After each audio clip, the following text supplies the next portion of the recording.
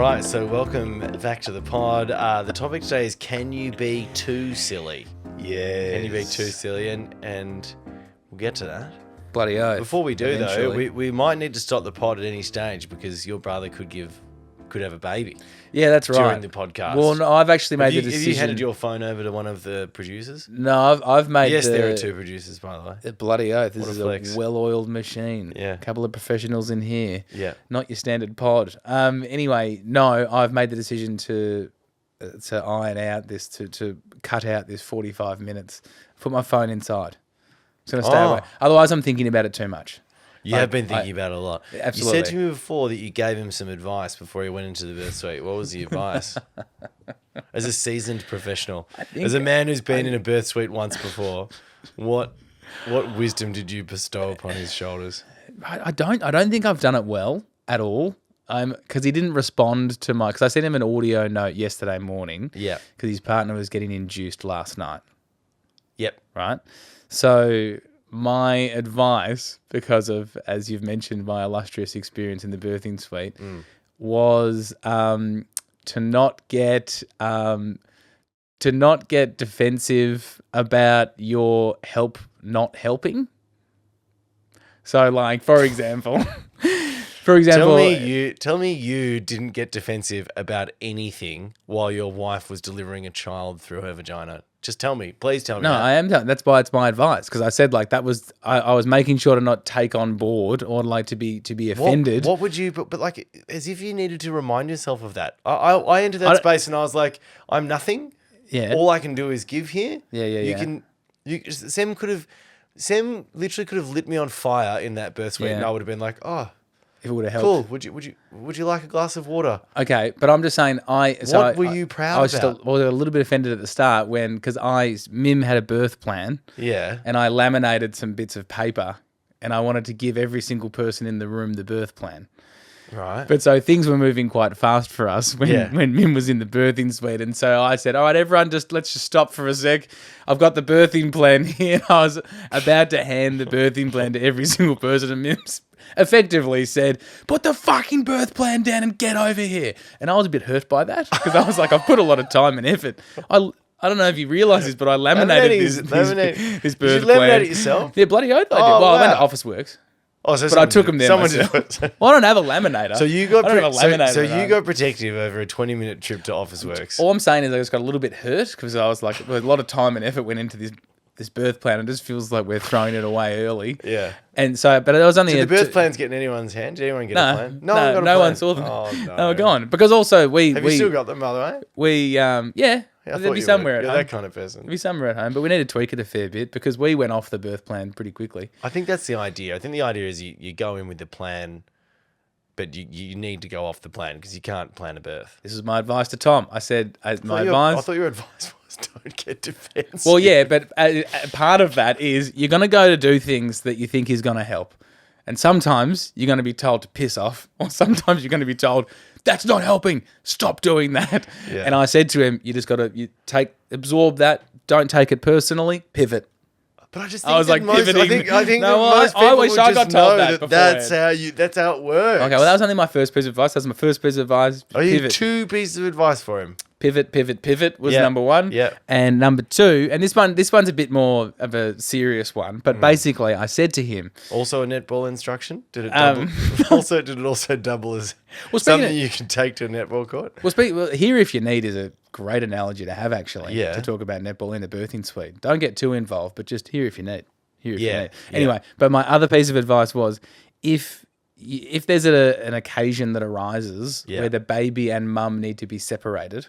Yeah. So baby needs to be taken somewhere else. Yeah. I was like, it's pretty good to have decided if you'll go with baby or stay with mum in that situation. Don't make that decision in that moment because that'll be pretty stressful. That was my advice. Sounds like a lot. Well, so this is my concern. I feel like I scared him. Yeah, I feel like that's just too much. Mate. I feel like he's going into the whole point of those moments is you do decide in the moment. You have to decide. I think I reckon no. That's a tough decision. That's a really stressful My only time. advice to anyone would just be there's no point me giving you any advice because there's nothing I can say that will prepare you, and there's nothing that happened to me that is going to be the same as happens to you.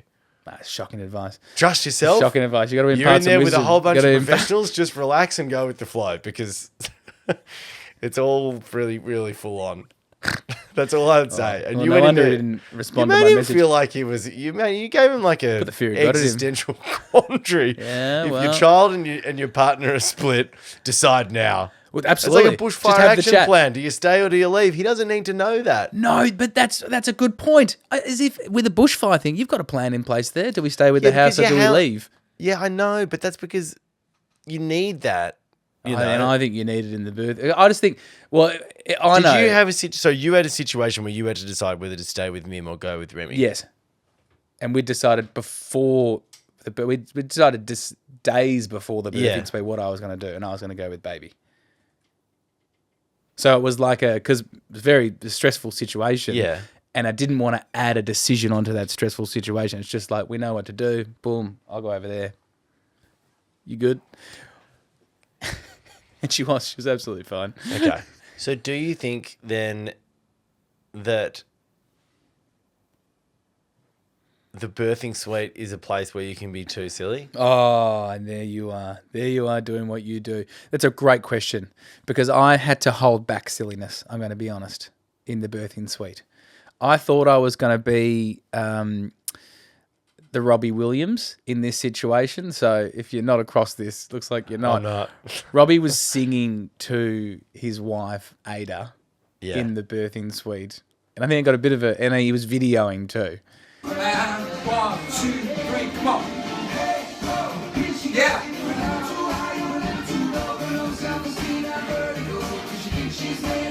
Come on, come on. I can't hear you. Turn it off. She's gotta be notified. Got a bit of a mixed response. It's him obviously being like leaning into the silliness to Yeah, lighten yeah. the mood. Is that what your partner wants in that situation? Well, this is what I was saying about the advice. Like it's possibly the most suck it and see situation I've ever been in.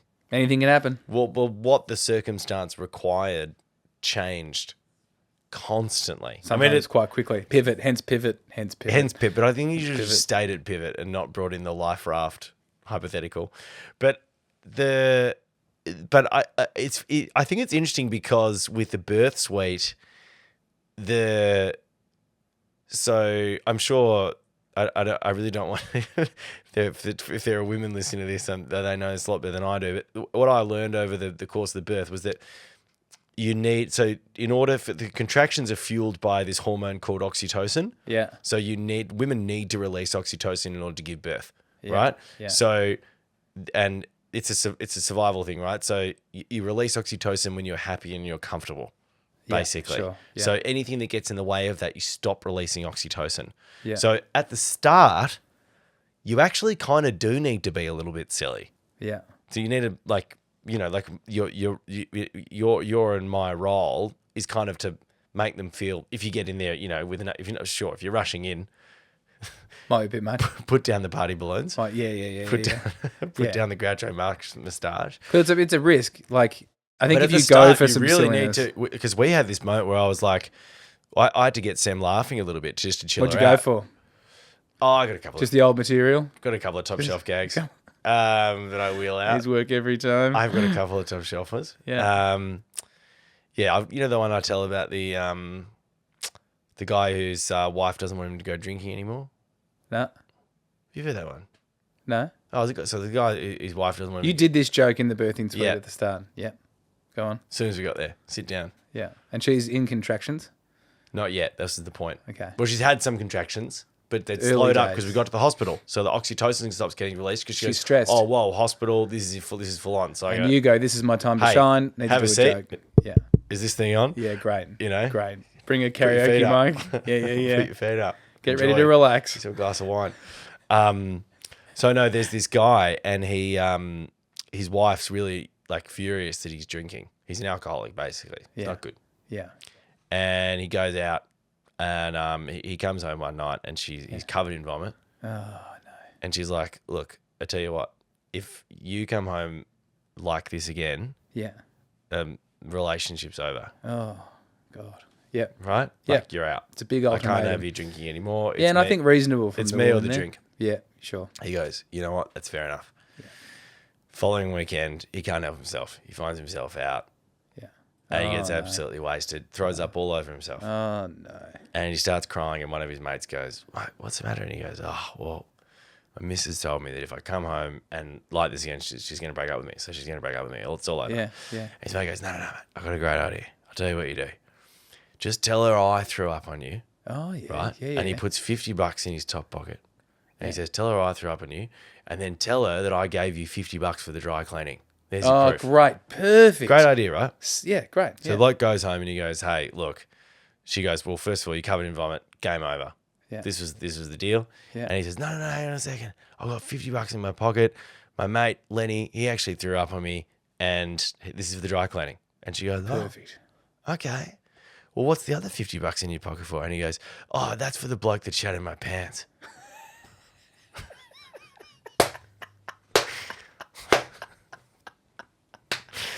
Relaxed. She's relaxed. Oxytocin starts Your kicking. contractions just boom. Oxytocin's back. Imagine as the punchline happened, it was just like bang, and we're back in Back in contractions. the birth zone. The midwives are applauding, no So doubt. there's a perfect time to be silly. Yes, absolutely. Yes.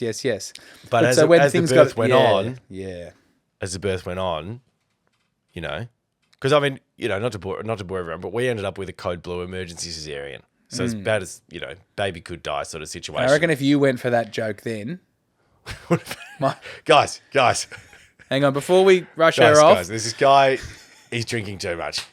His missus has had enough of him. You're right. No, and okay. So to the question that we're trying to ask, Can't imagine. Sorry, this is the question, isn't it? Right? That if I think if the question is there a place that you can be too silly? That emergency cesarean code blue is comfortably the most hectic situation I've ever been in my life. But like bar none. So like you're in there, your wife's got her stomach splayed open. So literally her whole, like Sam's whole stomach's open. yeah, My brand new daughter, I've just found out is a daughter, by the way. Yeah. Had no idea. She's covered in blood. Yeah. Obviously, because she's literally getting picked up out of the womb. yeah, Can't breathe, so she's not breathing. But I don't know that yet. yeah. Okay, so all I see Not is crying. Was that the? just nothing. Yeah, but yeah, you just yeah. see the look on the doctor's face that gets her out, and you go, Yeah. "That's not good." And then We were getting the foot scratch, aggressive foot scratch, and no. so this is even like before we even get like anyone touching it, the doctor who pulls her max out of Sem just goes code blue. Now I don't even know what that means. I'm not in a hospital. yeah. Right? You think blue's an Blue, okay color? who knows? Yeah, One of the nurses sprints over to like this little machine on the wall Yeah. and presses a few buttons. yeah. And then all of a sudden, you can hear every speaker in the hospital going code blue, Yeah, and then yeah. naming the room that you're in. So you're going. Oh, I'm pretty sure that's our room. I think that's our I suite. feel like this isn't a good thing. Yeah. And then you just see like all of the doors open at the same time. How many doors? Like did you three. have? Two, So there's like a theater. So it's yeah. kind of designed for this. Yeah, I right, so, imagine it's just like easy access bulk from all people angles. need to get in there Yeah, quickly they can. Yeah. So there's within about 30 seconds, there's 8 more people in the room, Yeah. and and by the way, Sam's stomach is still splayed open. So she's yeah. looking at me going, She's got a sheet up. She's sheet up. Sheet up. Yeah. so she's turning to me going, what is currently happening? And Yeah, I'm yeah, going, I have no idea. All I know is the thing that I probably love most in the world, even though I haven't had any time with it. Yeah. But I'll tell you, I'm into it. Yeah. That's now here. Yeah. And I think something really bad has happened to it. Yeah, That's yeah, all I yeah. know. Yeah. And I'm powerless. And I try to ask someone, and you do a they slight- told me, they look at me like, I was like, I shouldn't talk. Yeah, of course. That was just, which was fine. But I think, are you okay to lie there? lie. Well, I just think. Oh, just so in lie. my. Sorry. Before I get to that, Yeah. that was a bad time to be silly. Let's explore that. Because your silliness there. Again, I agree. If I'm in this situation, I'm not going for silly, but I'm trying to explore the idea as to what would have been the worst thing about being silly there. I think is what I just want to. I want to have a dance down that path. This is the discussion. I think because this is the discussion. If you are silly there, and it works, because it's a risk. Because I think if you go for silly and the person you're trying to be silly around doesn't find it funny, Yeah. that can lead to them getting more stressed or more angry or more worked up, right? Yeah. Yeah. But if you go for silly and it lightens the mood, I Yeah. don't think that necessarily means that you don't think the situation is serious. Yeah, yeah, and this is why you're probably sorry, I'm not scared to be silly in that situation because I'm worried that people won't think that I've taken the situation seriously. I'm scared to be silly because I feel like I'm going to get in the way. Yeah, or like you're not helping. You're making the situation worse by being silly. Yeah, the stakes are too. I think that's another part of it is like, and I suppose this is what I think you're trying to get at is like the stakes are too high. Yeah, Because silliness for me is, I'm doing something which is fun, Yes. right? Yeah. That's really what silliness is. Like I'm not necessarily doing something proactively to help us achieve a goal here. I'm doing something. It might do that. A byproduct in the long run might be that we get refueled by the silliness. Sure. And hence we're better at resuscitating my newborn child. But I think that the goal of being silly is you're kind of switching off your I'm in doing mode, right? Totally. You go into play mode. And they can't really coexist. Not often. No. As in, sorry, you can't be... You're saying you can't be in play silly mode while thinking about trying to make this better for everyone. No, I don't think you can. You think your silliness needs to be for the raw reason or the raw fact of I'm just playing and being silly. I think that's what defines silliness is the fact that it like pure silliness needs to be totally unattached to some sort of outcome. So do you reckon your point then maybe is... Unless the outcome, unless you're doing, let's call it premeditated silliness. Like for example, Alfred Hitchcock apparently would if they got it to a block in a writer's room, would start telling outrageous stories about when he was backpacking when he was a 19-year-old in Spain. Circuit breaker. Which was premeditated silliness. So he'd go, I tell you what, we're banging our head up against a wall here. Let's throw in a little bit of something wild. So which I think then silliness is actually achieving a goal. Let's put Hitchcock in the birthing suite. Does Cocky have any kids? Alfred? I imagine Alfred would have a few. Yeah, a little fact check on Alfred Hitchcock. Any kids? Oh, I love that. You've gone for a fact check. We've never done that. Never done that, but that felt good. That felt powerful. Charlie, I want that in 5 seconds, please. How many kids has Hitchcock got? Charlie scampered as well. Look at him. Yeah. Are we there? How many kids does Hitchcock have? Go. So let's just play in the space of Hitchcock in the birthing suite, though. Yeah. Do you think... Here we go, kids. One. He's got one kid. Only one. Paddy. Okay, so he's in the birthing Paddy suite. cock. Paddy's... Patcock. That was Alfred being silly in the birthing suite. Let's call him Pat. But let's go. Hitchcock's in the birthing suite, right? Yeah. And we know that Hitchcock doesn't mind a bit of premeditated silliness as a bit of a circuit breaker. Well, he knows that silliness can be used as a tool. Okay. Yeah, to achieve a goal. How do you think it's going to go if Hitchcock in the birthing suite, he's in your situation. Let's say he's in code blue, right? Yeah. So I'm not sure how the birth of Paddy went, but let's just live in a world where he got a code blue. Yeah. Do you think Hitchcock, if he's looking at the situation and going, everyone's a bit stressed right now, or everyone's probably my wife, she's stressed, Doc's stressed, midwives are stressed. If Cocky goes, hey everyone, and tells a weird story to try and calm people down, is Hitchcock being praised for that behaviour? No. Or do you think Hitchcock needs to put it away? I think he needs to put it away. I think, are we talking about in the moment that I got us up to just then, which is like baby could die. Yeah. Like that moment? Yeah. What if Hitchcock goes... I can put it away. Because you need to tell me what the... like. Okay, I'm going to go for it. I'm going to shoot for a Hitchcock gag. So Hitchcock... so he's saying everyone's running in through the doors, right? Yeah. Hitchcock's famous. Yeah. Hitchcock's quite well known. Yeah. So Hitchcock goes, Oh, geez, all right, guys, you can get a selfie with me later, not the time. Oh, So he goes for nice. that, right? He goes for that. Yeah. Wife laughs. His wife loves him. So, Yeah. oh, Alfred, you've done it again. Oh, his wife laughs. What? Yeah. Okay. Yeah. Wife laughs. Yeah. I'm not sure if the midwives are laughing there, but maybe No. they've got a job to do. Yeah. Do you think Alfred's done the right thing? Or should Alfred have just gone, don't... You know what it depends on? What? If the baby lives or dies. But he can't know at that time. No, I know. Oh, so if it doesn't go well after that, then it's like, Cocky, you went for a gag. And you put us off what we were doing. And I think that Probably this the is, riskiest thing, the riskiest play you can make, I'd say. In that I think this situation is if you're the. I Alfred. think this is the like. This is gets down to the crux of what we're asking here. Let's go for another scenario because like That's pretty much as serious as it gets. That I is reckon. literally for me. We're talking about a dying child, a dying Yeah. baby, a dying infant. Yeah. That is the as worst far thing as that can I'm happen. concerned. Yeah.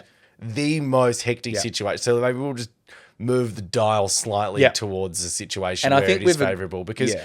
I am on your page here because this is your question today, and I think I have a sense of where you're getting at with it, and I think that philosophically, I do agree with you because I have a feeling. Correct me if I'm wrong. That your stance on this is going to be there is no situation, bar a dying child, whereby silliness is inappropriate.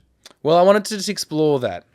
This is what I want to investigate because I'm actually not 100% sure where I lie. Maybe we should start with the premise then. Why do you think? So let's start with the pro. Like, why do you think that it is never inappropriate to use silliness? Well, I just think by bringing silliness in play to almost all situations, Yeah. I'm lifting. I think you can. Whoever the person is that's bringing the silliness is helping whatever situation you're in. Yeah. It's making people feel lighter. I think, and this is why we went to the birthing suite, right? We went full serious. But if we bring it back a little bit, I think people can get very stressed or like start taking things really seriously, which is the opposite, which is when right, things to start silly. going badly. And I exactly if you're trying to think of a solution at your work, right? You work at you're an accounting firm. Yeah. And you can't balance the ledgers, right? Yeah, I think if you're all sitting around trying to do your debits and your credits and taking it really seriously, Yeah. I think you put the blinkers on in that situation. Yeah. And I think you never get through shut down. the problem, right? Whereas if one of your accountants is always bringing a bit of silliness and he goes with a few gags Love that, and then the silly I accountant. think silly He's out accountant, there. God. right? Oh. I think if he gets Yeah. people a bit lighter, I'm not I sure think they exist, I think no, by maybe the not, way. and that's a shame. And maybe that's why accountants get bogged down. Yeah. And I don't know much They do about traditionally the get accounting bogged game. They just seem very stressed. They do. Maybe they do. need to just start I clowning For around. some reason, I started thinking about it when you said that. That's why accountants get bogged. I was just that's why accountants get bogged. Just in general, the cars get bogged as well, Yeah, well, more often. That would add up for me. Right, yeah, definitely. And then if they're they not did get thinking bogged, laterally about how to get out. Exactly. When you get bogged, Yeah. what's the worst thing you can do? Keep Keep take pressing the accelerator. and that's that. For me, And that's you a get further, high you get stress. stuck more and more and more. Right? Whereas if you're getting bogged and Yeah. you make a couple of gags, Yeah. couple of jokes about, oh, well, looks like we're camping here for the night. Yeah. Not a strong gag, but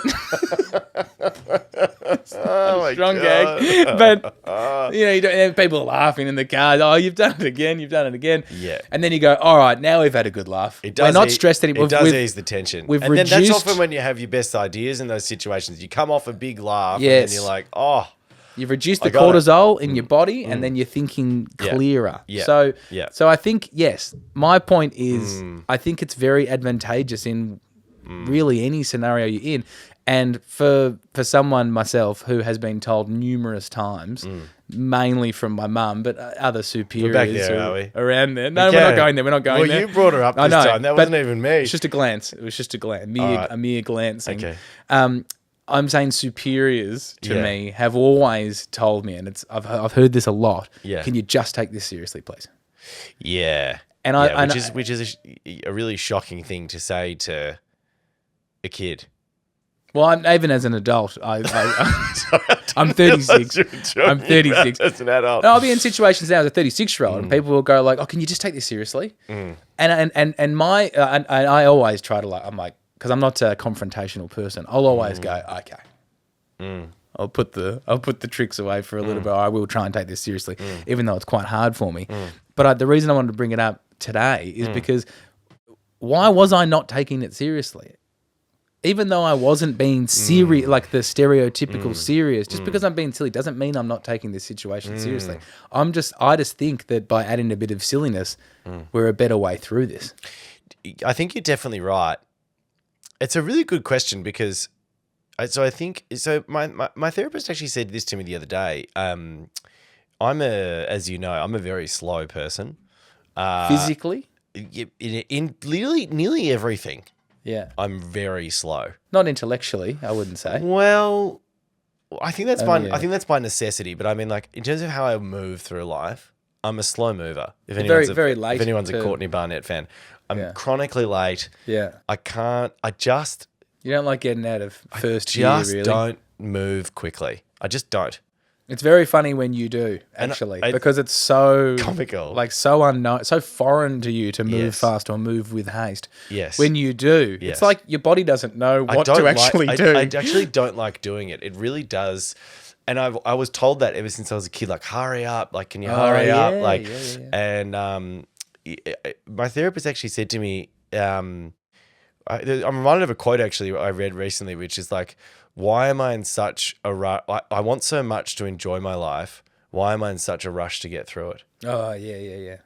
I feel like rushing and moving quickly through things is just, it doesn't make, unless you're in an emergency situation, doesn't make a lot of sense. And I think I'm trying to get at the same thing as you, which is like, I think when we are little kids, there are things like we're so naturally attuned to being silly and doing things in our own time. It's just, that's the natural order of how you are. Yeah. You don't have a list of things to get through. So No. and I'm pretty sure there's two types of attention, right? There's top-down attention and there's bottom-up attention. Oh, yeah. What's the you know difference? that? No.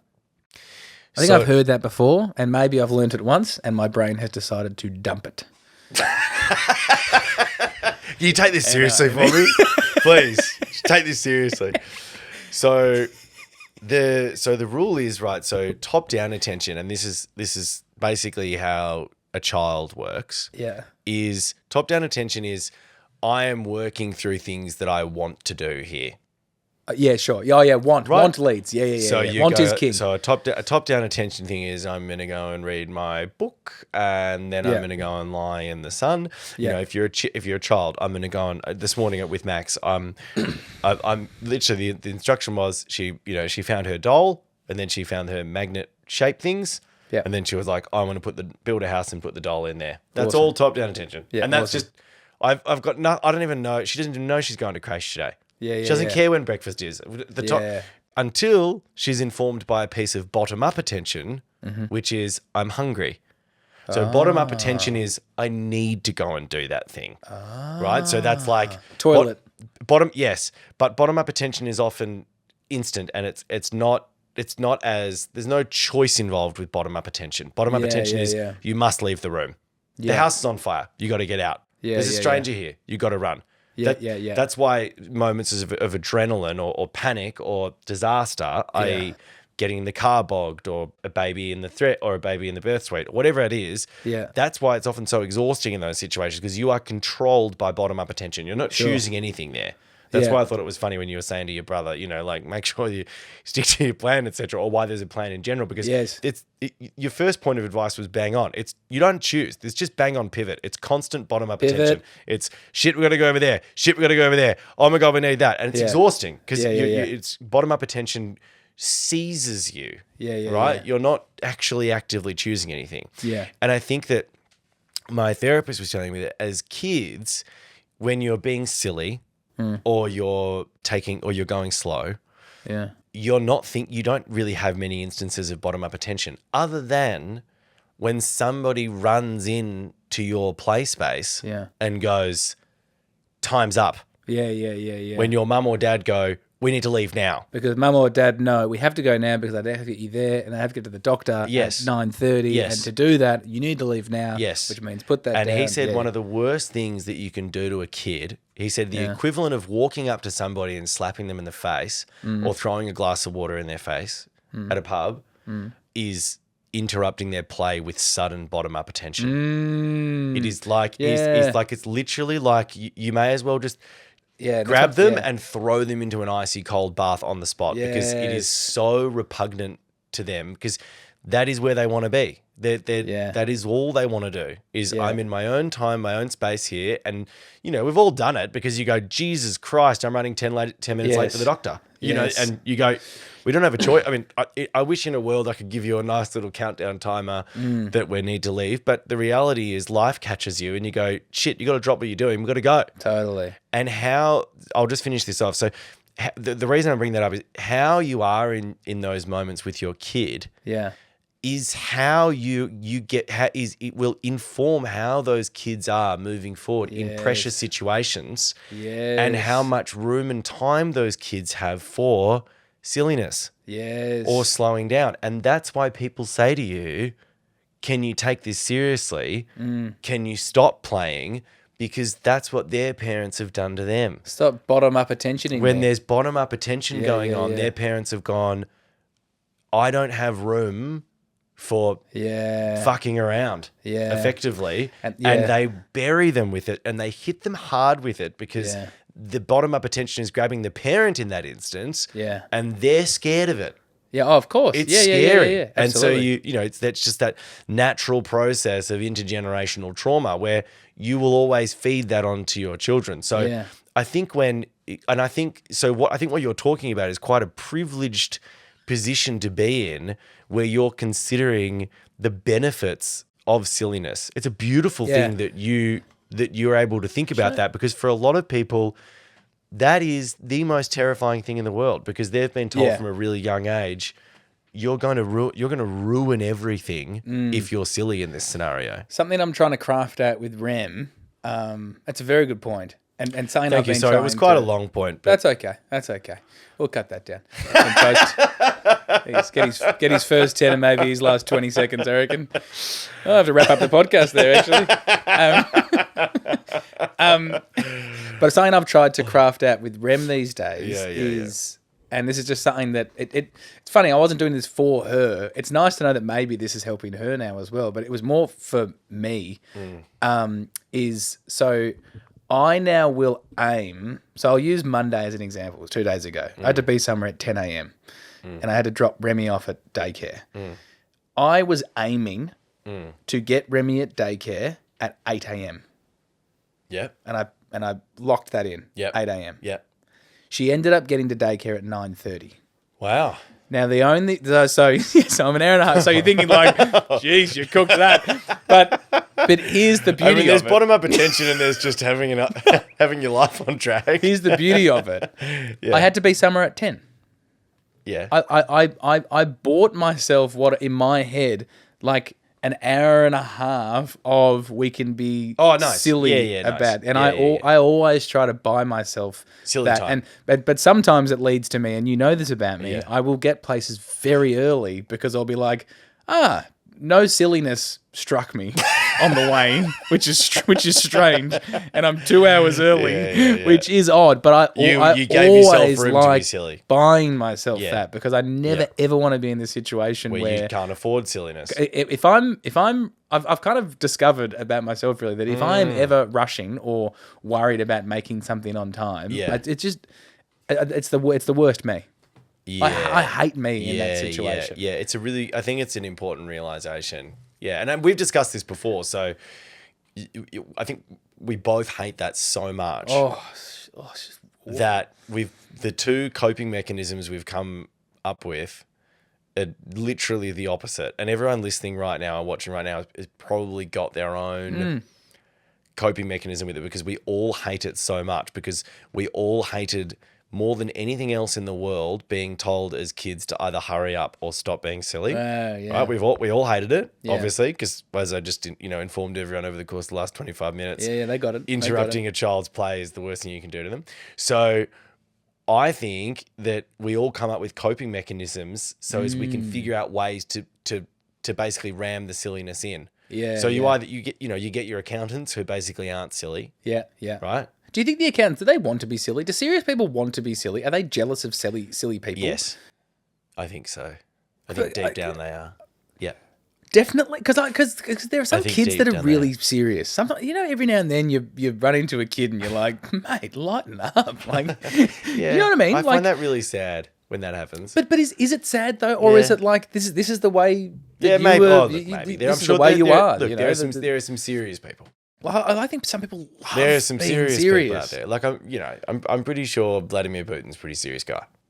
Yeah. can't see him Although having- anyone who gets someone to take a photo of them topless on a horse has got to have a bit of silliness about them. Yeah. Don't you think? Like that's got to be him going. This is classic. No, but I'm on a horse I don't think topless. he's gone for a bit there. He was being serious. I think he's okay. always serious. Yeah, So okay, I think you're right. Yeah. I'm trying to think of somebody else who's sort of perpetually serious. I think Gary Oldman looks pretty serious. Oldman. Yeah, I think Gary Oldman looks weird pretty call. serious. Sorry. No, so you I pick think someone I've that you heard don't that. know personally. Sorry, at no. all. Who's the guy? Daniel Craig. Christoph Waltz. I Oh. think looks really, really serious. Actor's actor. Yep. Yeah. Yep. He just looks like a pretty it's- serious guy. It's funny to bring up someone who's he's in the creative space, right? Yeah. And so, like, if you hear any creative talking, I'll talk about Hans Zimmer real quick if I can, because Oh, God. I went and saw Hans Zimmer. If you don't know who Hans Zimmer is, he does all the scores of all the great movies. I thought we got out of He does I think- Dune, I he think- does I Batman, he think does we got Lion out of King. jail here. I He's thought we extraordinary. got out of jail. So one of Yeah. his big things is Yeah. the most You've got 2 important. minutes, by the way. You're on the clock. No, I've you got- had 7 minutes for your little diatribe before, so give me at least 3. Yeah, but that was on topic. Come on. No, this is on topic All right. because Hans, his big thing is Yeah. that he likes to play. He play whenever Yeah, of course. Whenever he starts a project. So he's told, we're making this movie. Yeah. It's about Batman. Yeah. It's called Batman. Make some music. Yeah. He says the first part of any project is he's just playing. He's course, just playing yeah. with sounds. That's so important, He's just yeah. like, I'm just a kid right now, Yeah. and I want to hear that sound. And he actually like explore. Apparently, before June, he Yeah. just spent a week in the desert in Utah. Yeah. To just like get the sound of the desert. Yeah. So he was just playing in the desert, just That going, makes what is sense. this? What does this sound What a like? fucking life, by the way. Unbelievable life that he's got. Like, unbelievable. Yeah. I mean, when you're that good, I suppose you've earned it. Right? But so I find it interesting that and so many creatives outside of Hans Zimmer will talk about the fact that the most important part of their process Sorry, do you think is- we're ever going to get to a point where, like, we're doing a podcast this week on silliness? We just go and hang out at the circus for a week, I love that. and everyone's like, I love that. That's a great idea. We should have done that. We could call it excursions. Quick podcast excursion. We were just collaborating you some only information. gave me the topic today, so we didn't have a lot of chance for lead up. But next one, Okay, yeah. next one, we can do some prep. So yeah. like, although I know you don't like prep, but you can just do like a bit of Hans prep. So I'll give fun you. prep. Yeah, okay. So But I'll give you a broad topic, and then you just go and immerse yourself in the topic without thinking about it. Yeah, do you know what's funny? My chest just tightened a little bit. But just go and immerse yourself in the topic without thinking about it. Yeah, okay. No, I can do that. But I won't do the thing that you want me to do. No, I don't want you to do it. I'm not going to give you any instruction as to Okay. how you can play with it. So, but effectively, that just sounds like just keep living your life as normal. Well, it depends on the topic. Yeah, right. Because I okay. know you as well. Because if I don't give you any instruction, then you'll find a way to play with it in your own way. Yeah, Which okay. excites you. Yeah, all right. Well, yeah, let's do that moving forward. But Prep. Yeah, we're on prep here. I don't know. Maybe people may have assumed that we prepped these first 6 podcasts, but we don't. So Hans is so big on play, right? Yeah. Jason Siegel's another one. Sorry to name drop, but we've met him. He talks Yeah. about the fact A that couple of times, Siegel. he plays, always play. Adam Sandler, just play. met him. Haven't met Adam. Would love to meet really him. want to Would meet love to Adam. meet him. Really want Adam. But then I find it interesting that then you've got a Christopher Waltz who is in this creative space, right? I imagine when you're coming up with, not that he's a writer, No. I don't think, but I imagine when you're coming up with a character that you'd be playing, like you got to play around with voices and ways of holding yourself and stuff. I find it interesting that then he is so serious. Yeah. I do And as he's well. great too, by the way. That's yeah. no knock on him as a performer. I do he's as a well. great performer. I think that the thing is I'm just going to make a broad statement about silliness in general, because I think that Christoph Waltz, the reason I've heard that he's serious, by the way, is just in the industry. I've heard a few people that have interviewed him, and he's just apparently really fucking serious. Yeah. And you get that. Sometimes you get actors. We had an interview with Rami Malek, which I'd rather forget. He was pretty where he serious. was really, I think to really be serious. fair, we had a couple of Negronis before that interview just to pull the curtain down. I had a little peek behind the curtain because it was one of those 8 p.m.ers. So we're sitting around It was here a at junk. your house. It was a junk. And I reckon we were like, okay, we won't have a drink before. We'll do the chat first. Do the chat. And then we got a message from Sony or Paramount or whatever, and they were going, "Sorry guys, we're running a bit behind, so you'll be on in 45 minutes." I'm like, "Give me the Negroni." It was late. It was a Friday night. And we then already got put out. And then you and me. I mean, this is a big faux pas in these big junkets, but effectively we're in a junket. I'm not sure if we've talked about junkets before on this pod, but I think we might have. You're in have a. we spoken about junkets, Charlie? Well, Yeah, I think so. we love talking about junkets.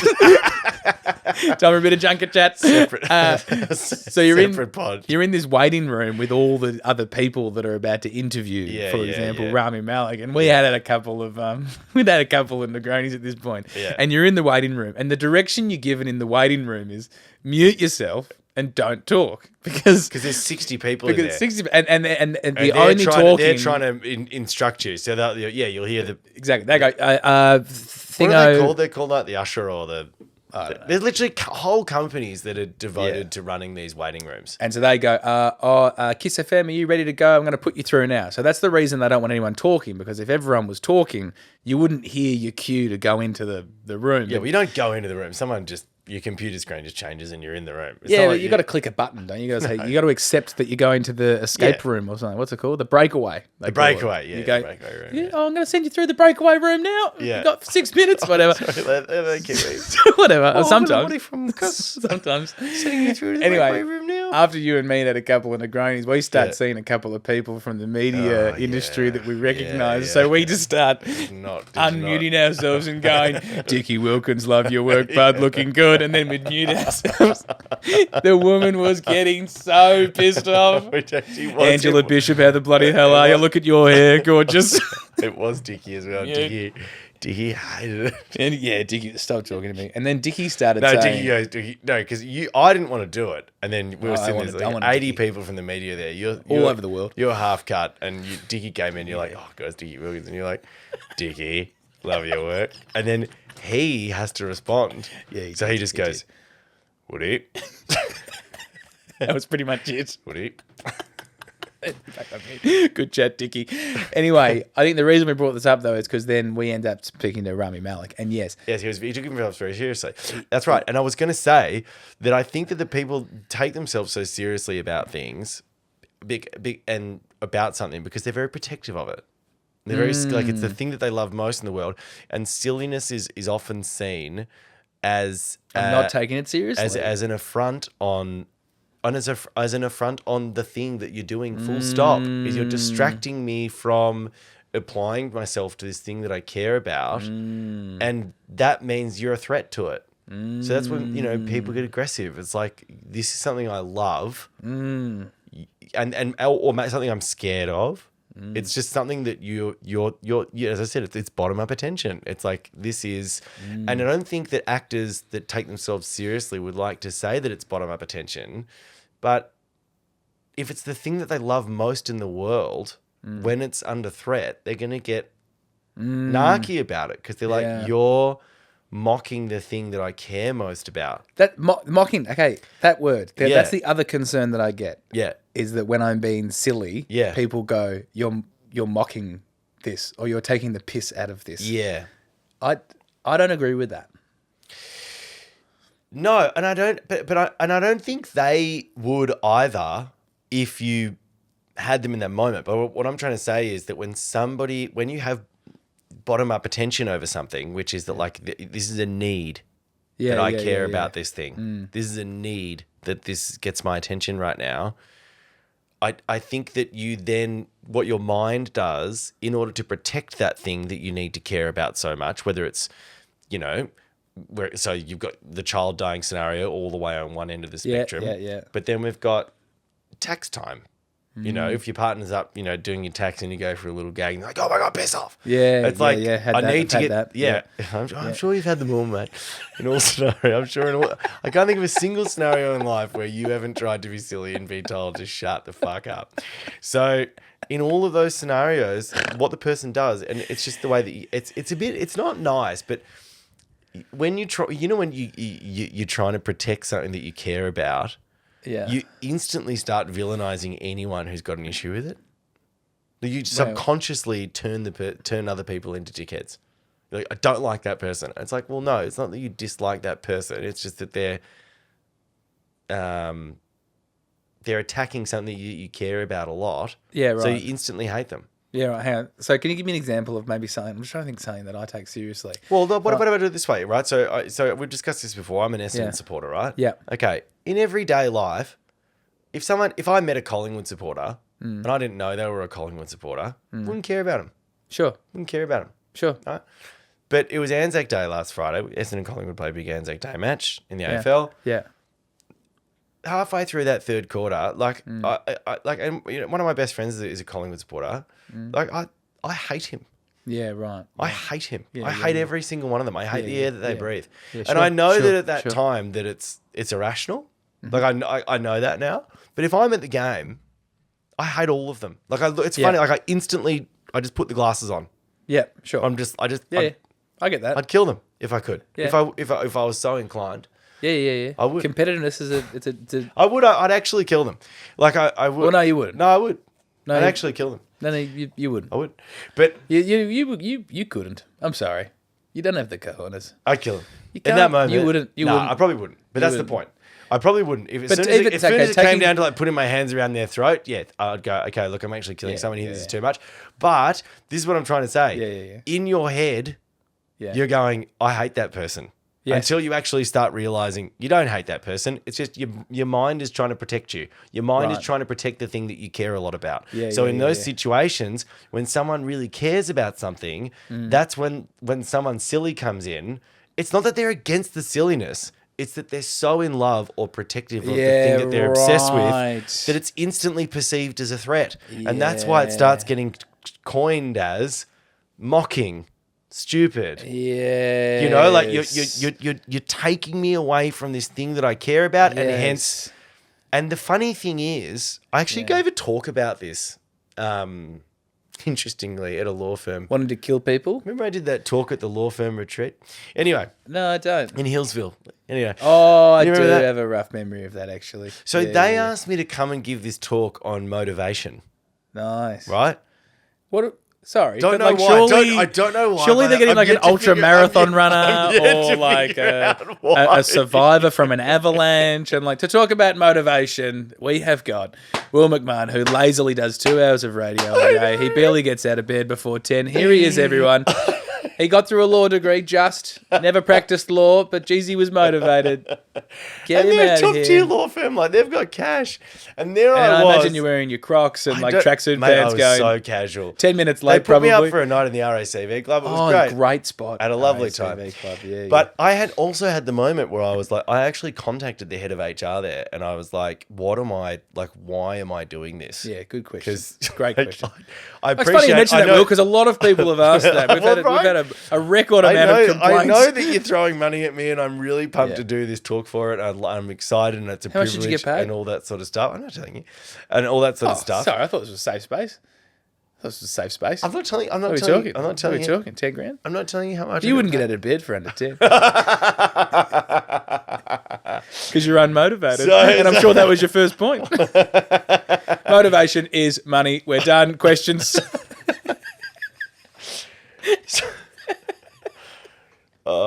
So I ring the head of HR and I yeah. go, "Why am I doing this?" Yeah. And she was like, "This A lot of people said no. She was Sorry. like, yeah, well, right. We just Steve Monaghetti hung up the phone half an hour ago. I said to her, I was like, she was like, this is the point. She was like, these guys are top tier lawyers, right? Yeah. They don't need any more motivation. Mm-hmm. These guys will die at their desks. Oh, God. Like that. Like that. This is all they know is Yeah. motivation. Yeah, they yeah. know how to work hard. Yeah.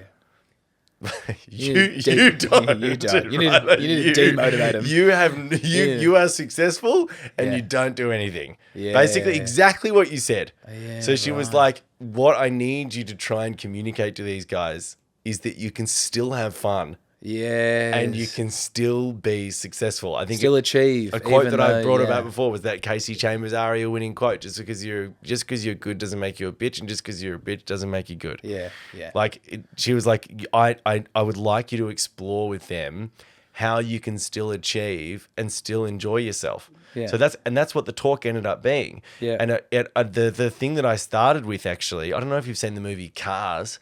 Rooster McQueen, Speedy Lightning McQueen. That's the one. Owen Wilson. But the whole point of the whole movie, which becomes a metaphor for the movie later on, it's good stuff. It's Disney. I mean, they do this stuff well. They do it really well. He's a NASCAR, right? So he's just got to go around the circuit. How they made a movie out of this, I don't know. But typically had to pick Pixar. He goes round and round and round in the circle, right?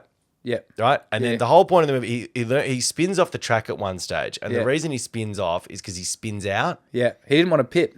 Refused to pit, I believe. Yeah, refused to pit. Yeah. But he spins out. Yeah. He spins out, right? Yeah. So he keeps spinning out and what he needs to learn from an old sly Mustang That he meets in the desert, I that believe. I don't know. It's a great film. It's a good film. Is that when you're spinning out, Yeah. the way that you save yourself, and if anyone wants to go and watch a NASCAR or a bit of rally in their own time, they can. They call it drift. Yeah. So basically what you have to You do... could watch Tokyo Drift, Fast and Furious. There you go. 7, I believe. If you are spinning out, Yeah. even though it goes against every bone in your body, Yeah. the thing that you have to do to save yourself is actually turn the wheels the other way. And So- I thought you'd go with it. No, but the way that you go with it is Yeah. by turning the wheels the other way. Oh, yeah, So yeah, it yeah, actually it defies logic. Yeah, But in oh, order to yeah, get yeah, your yeah. car to drift around a corner, Yeah. you actually have to turn your front wheels the opposite way. Yeah. So does it, I'm sure everyone's imagining what I'm saying right now. It's this idea of drift, right? Yeah. And my point, so I actually played a clip from Nice. Tokyo Drift, Fast Cars and to Furious. the Cars. to the lawyers. Great. At the OC, Great. at which point the chicken Lost half the room at that point. which is the chicken HR would have been absolutely dying because they turned down Ian Thorpe to come in and talk about motivation, and here I am, and I open up with Cars. 20-minute clip of Cars. Everyone relax. You turn the lights back on We the all lecture love Owen theatre. Wilson. Half the room had left. 10 people had quit somehow. Oh man, it was bold. But the point was, and Yeah. I stand by it, and I think this is what you're getting at, and I think it is. It's just a really important thing for people to think about because instinctively, silliness seems like the greatest assault on anything you will ever do. Yeah. But the truth is, Or the thing that's not needed at that time. but the truth is, unless you know how to be silly, you will fail at what you're doing. Yeah. Unless you know how to access play, you will eventually either make something really shit Yeah. or you will break down before the end. That is the truth of it. Even cricketers talk about the fact that if they're out there in the middle and they're making big runs, the only way that you can stay out there is by having a moment where you know how to turn your brain off in between balls. Yeah. Otherwise, you lose concentration. You Yeah. can't make it. Yeah. That is how people. Or you burn out. That's where how people burnout burn happens out as well. That's how people burn out. Or as I said, if you're too laser focused on the thing, Yeah. you will end up making something shit because you're not looking at the Yeah. lateral options. And silliness is this. Yeah. It's the key to the door that opens all the other doors in your mind. It Yes. relaxes you. Yes, But it is- you feel safe in that space too, and Yeah. safe to think of ideas that are a bit out there Different. as well. So to bring Yeah. back Hans Zimmer, I mean, Yeah. the topic should have just been Hans Zimmer. Hans Zimmer's favorite thing. Topic should have been Lightning McQueen. mate. Did Zimmer do the music of Cars? He fucking might hope have. not. That'd be huge if I he don't did. think he did. I don't It'd be a better movie if Zimmer did the I'm music. sure it would have been. Zimmer's favorite moment in meetings favourite moment is when someone said, "Don't look at your watch, mate. Sorry, I will. Sorry. I will take my time No, talking about Hans Zimmer." No, Lucy I just will told me we've take been going my- for an hour. So Oh, we okay. We'll finish with this. So we'll finish with we're finishing with this. Hans Zimmer. There's says a point he's- that I need to pick up from earlier in No, the pod, sorry, by the way. mate. Sorry, mate. I actually We've do. lost that. I actually do. Hans Zimmer said Yeah, his favourite moment in meetings is Yeah, when yeah. someone says, "Hey, this might be the worst idea ever," but Yeah. that's apparently Hans will go laser in when someone says that because he right. goes, "This is going to be great because it'll be different." Oh yeah, no, 100%. This And will you be get that different. feeling, don't you, in a Yes. meeting when someone starts off by going, "This might be really shit." He flicks We're on on. when Yeah, someone yeah. says that. Oh, good on you, Hans. Jeez, you're a genius. He is. Good on you, mate. Everyone. He is. Oh, God, I love him. I know I you do. love Hans Zimmer. He's very talented. Anyway, pick up your point from earlier in the pod. No, I don't think I should because I think we've done this really, really well. I don't think we Me actually. too. I don't think we got to a point though where we actually covered off the base question was, Can you be too silly? I feel can like you be too silly? I think we probably answered that early on well, because I think you can be. yeah, so I think only There are moments. There's a very few distinct set of moments whereby silliness is detracting from the goal, and in those instances, yeah. it probably has to be seen as. Is it only when there's a life on the line? Oh, it's a sliding scale for people based on their priorities. So, okay. and this is the whole point, though, Woods.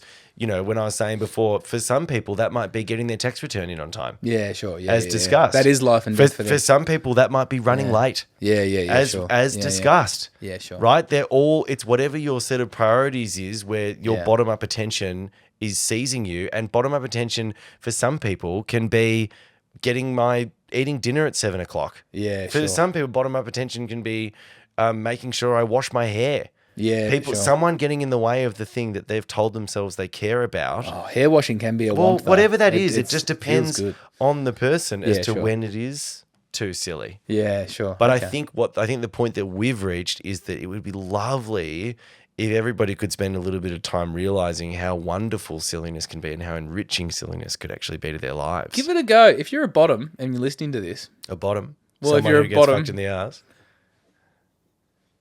you're a that where bottom we're up going? attention person, if you're a which bottom is guy. which is it's not. I'm referring to a bottom as in like a bottom up attention guy. Oh yeah, nice. If you think you're that person, Yeah.